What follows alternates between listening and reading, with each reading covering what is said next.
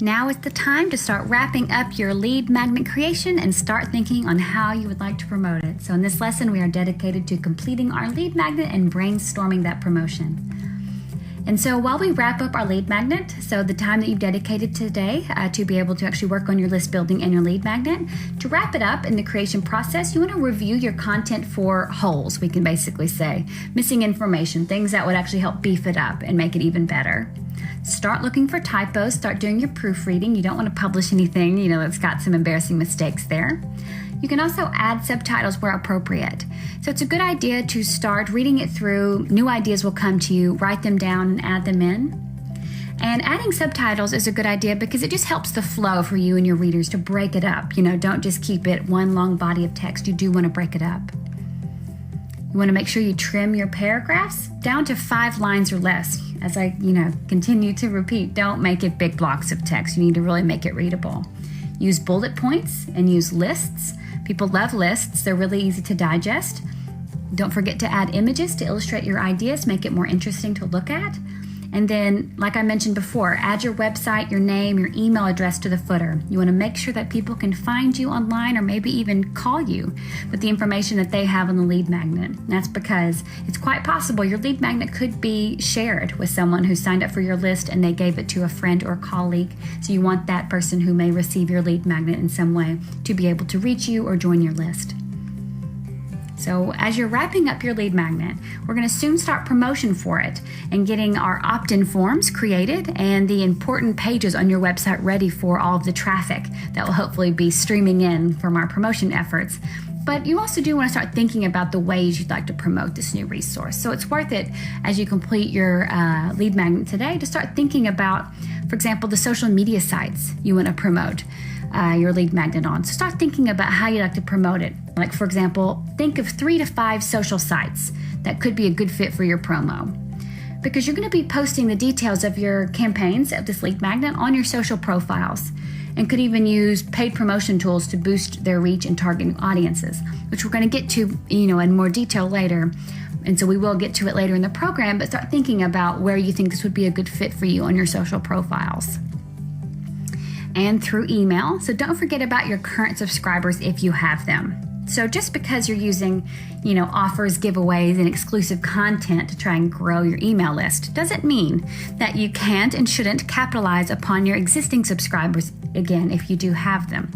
So leverage those contacts that you already have to help kind of gain word of mouth and drive new visitors to your subscriber acquisition campaigns that we're going to be running throughout this process. Don't forget about the people you already have on your list. You want to, of course, grow your list, but keep those already on your list engaged as well. And then there could be even an official outreach project that you do to help you boost your visibility. So we kind of did that a bit earlier when we thought about places to go to actually find inspiration where people go for our industry. So start thinking of the important websites, resources, or influencers that are in your industry or the market that you're looking to tap. And if you could leverage their interest in any way to help share your resource.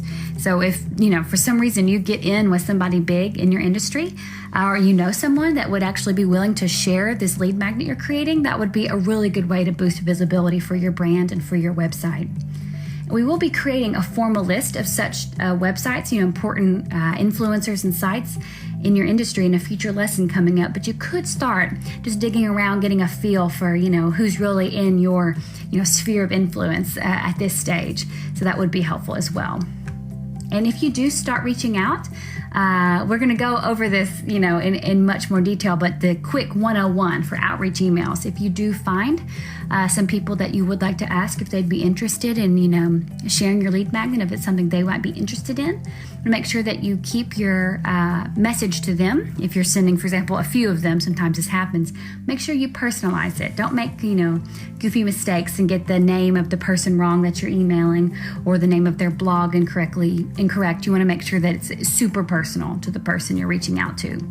And you want to keep it short and get to the point. Don't drone on and on about what it is you're doing. Just basically say, hey, I have this new, resource. It looks like it'd be a good fit for your audience. Check it out. Explain what is in it for the recipient, so who you're sending it to. What, with this person you're emailing, this influencer, what do they stand to get if they say yes? Can you incentivize it in some way? What is it that, they get out of it? So you want to make sure that you explain that in your very short and to the point email. And only target people you think would be really interested in what you have to offer. Don't, waste time, blasting off emails to influencers and, owners of different websites that you think, this isn't the best fit. Only do it if you really think that they could actually be really interested. It's more compelling and you'll be more confident whenever you're, mentioning that you've got this resource you think they'd be interested in. So your work really today should just focus on making sure your lead magnet starts to wrap up and is converted into the applicable format you're going to use to share it and be ready to be delivered. And just really start giving some thought about how you're going to promote your lead magnet. And so stay tuned for our next lesson, which is going to be the first in our series of a couple of lessons where we actually prepare our website and everything that we need to be able to fully process all of these, hopefully, brand new, big batch of new contacts we're going to get from our lead magnet promotion. So we're going to start by creating a sign-up form for the homepage of your website. And check out our PDF download for this lesson. It's going to be your lead magnet checklist and promo brainstorming helper. So we'll see you in the next lesson.